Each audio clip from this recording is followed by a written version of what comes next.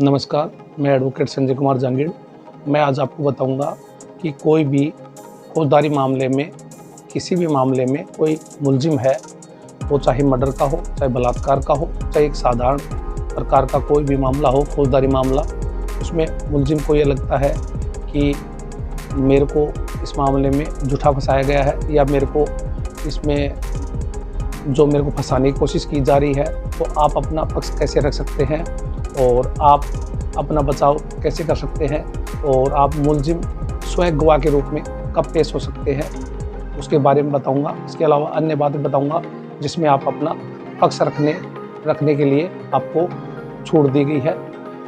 जो सीआरपीसी जो अब बीएनएसएस हो गई है, उसके प्रावधान है जिसमें आप अपना एक प्रार्थना पत्र लगाकर अपना पक्ष रख सकते हैं। तो सर्वप्रथम तो क्या है कि जब सारे गवाह हैं जो पीड़ित पक्ष के जो सूची गवाह में होते हैं, जो सारे गवाहों के बयान लेने के बाद जो बयान मुलजिम आते हैं 313 सीआरपीसी जो अब 351 बीएनएसएस हो गई है, उसमें अपने पक्ष रख सकते हैं कि भाई ये है, उनका खंडन कर सकते हैं आप। उसके अलावा आप साक्ष्य सफाई में अपने दस्तावेज पेश कर सकते हैं। उसके अलावा कोई गवाह पेश कर सकते हैं। जो गवाह है आप डिफेंस में आप ला सकते हैं कि भाई फलाना व्यक्ति था और ये व्यक्ति ने मेरा क्या नाम से इस घटना में इसको पूर्ण जानकारी है और इस घटना में मेरे को झूठा फंसाया गया है और उससे उस व्यक्ति को उस घटना का पूर्ण जानकारी है।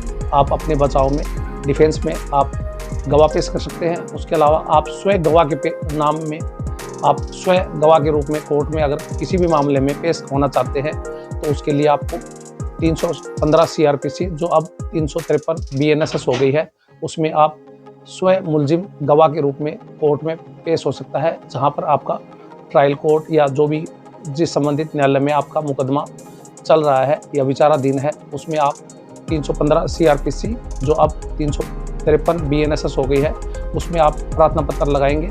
प्रार्थना पत्र नहीं लगाएंगे तो उसमें आपको जो मुलजिम पक्ष है या जो मुलजिम है वो गवाह के रूप में पेश नहीं हो सकेगा। स्वयं गवाह गवाही नहीं दे पाएगा।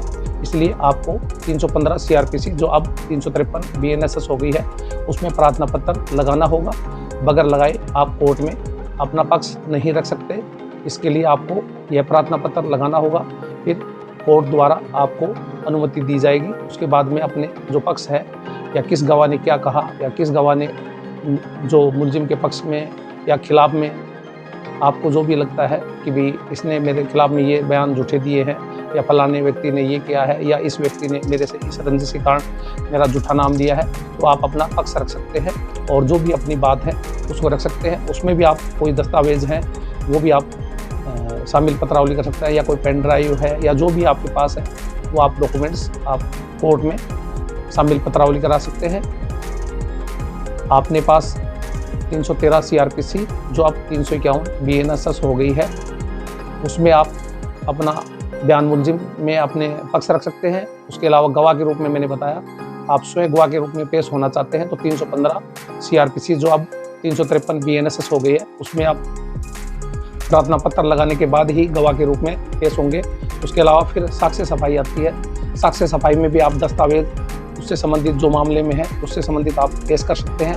उसके अलावा जो डिफेंस में कोई गवाह पेश करना चाहते हैं वो भी आप पेश कर सकते हैं। तो ये जो प्रोसेस है, इसमें आप अपना पक्ष रखने के लिए आपको कोर्ट द्वारा या जो कानून का जो प्रोसेस है उसमें आपको जो कानून में है उसमें प्रावधान दिया गया है, जिसके अकॉर्डिंग आप अपना पक्ष रख सकते हैं। और कोर्ट भी यह प्रार्थना पत्र जो मैंने बताया था कि गवाह के रूप में आपको पेश होना है, तो 315 सीआरपीसी जो अब 353 बीएनएसएस है उसमें प्रार्थना पत्र लगाना ही होगा। उसके अलावा आप गवाह के रूप में पेश नहीं हो सकोगे।